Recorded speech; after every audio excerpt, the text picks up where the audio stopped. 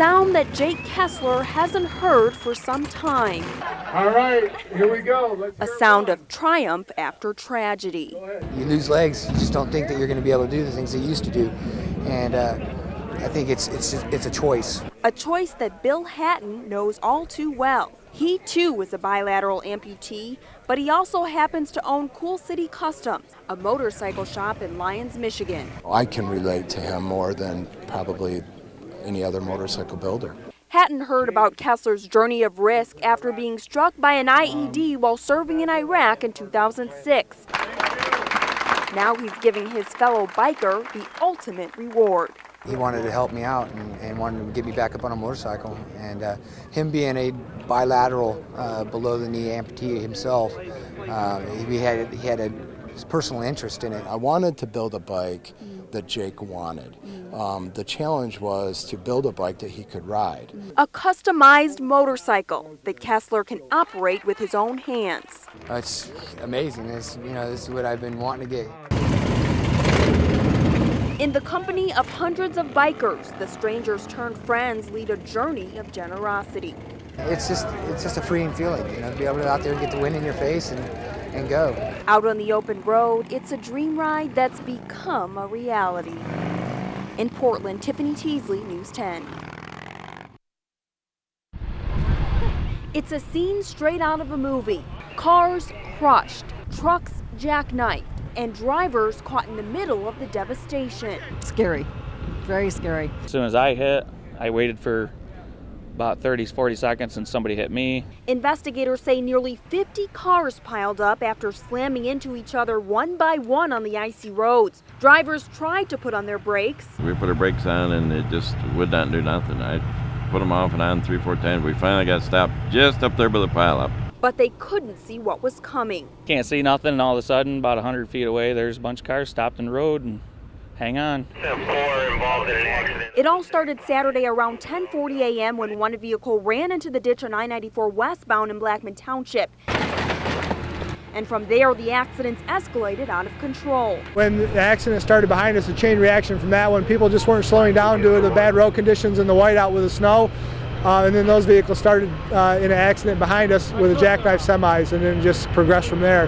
This pickup truck caught fire after slamming into a semi, and all 14 people were injured in the chaos, some of them children. There was a couple minor injuries involving children.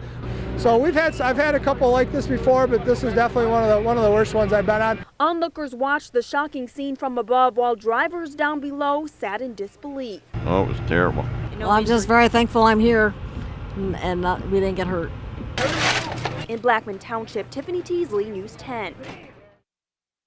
We're going to have approximately 800 to 1,000 people in here every weekend.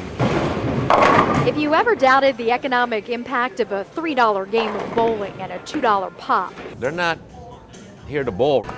They're here to have a good time. let the expectations for 2009's state tournament bowl that right over. It's probably the largest sporting event that takes place in our state, and just is an incredible event for our community. The Greater Lansing Sports Authority's manager, who helped secure the tournament for Lansing for the first time in 15 years, can only quantify it like this. Big. Definitely helps us pay the bills. Royal Scots owner and manager Paul Cuison's been a regular at the tourney for 27 years. His bowling alley will host part of it in 2009. They like to have a few beverages, eat a few good meals, allow them not to go shopping, buy some things. So we're going to spread the wealth around. While bowling's the big fish, tournament time is big business for Mid-Michigan. The U11 World Series in East Lansing this week is the first of 4 events the Greater Lansing Sports Authority brought in this week and next. 10 of the 12 teams that are competing in the tournament are actually from out of state. So we have a large portion of our competitors that are staying in the hotels, eating in restaurants, shopping, that are not from here. It's a taste of what's coming down the pipe in 2009, over and over and over again. In Watertown Township, Beth Shane, News 10.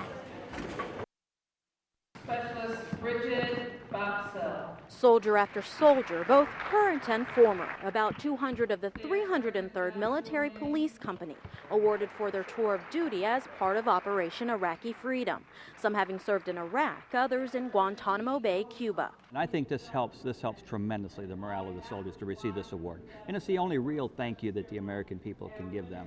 It was the first ceremony of its kind for the Jackson-based company, the Welcome Home Warrior Citizen Awards, a nationwide program for the Army Reserves passed by Congress in 2004. Back in the Vietnam days, which I'm a part of, I was in those days, we didn't really do a very good job rewarding our soldiers, recognizing our soldiers when they return. And so it was kind of designed to right that wrong. Not to be forgotten were 2 soldiers that died in combat, their families receiving their awards for them posthumously. Very few soldiers can ever wear this award. But I really still feel like I don't deserve it. There's other soldiers that are still in the hospital, still in VA hospitals, soldiers with missing limbs. Sergeant Shane Sturley was one of 21 soldiers in the company that received a Purple Heart after being injured in the line of duty.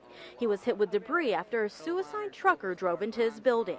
There was just a large explosion. The building started caving in. Specialist James Jansen also received a Purple Heart. He was hit by shrapnel during a roadside bomb explosion. It's an award that no one wants, but no one expects to get it, but I mean, it's an honor if you do happen to get wounded to get recognized. Your patriotic service as a true warrior citizen will never be forgotten. In Jackson, Jessica Aspiras, News 10.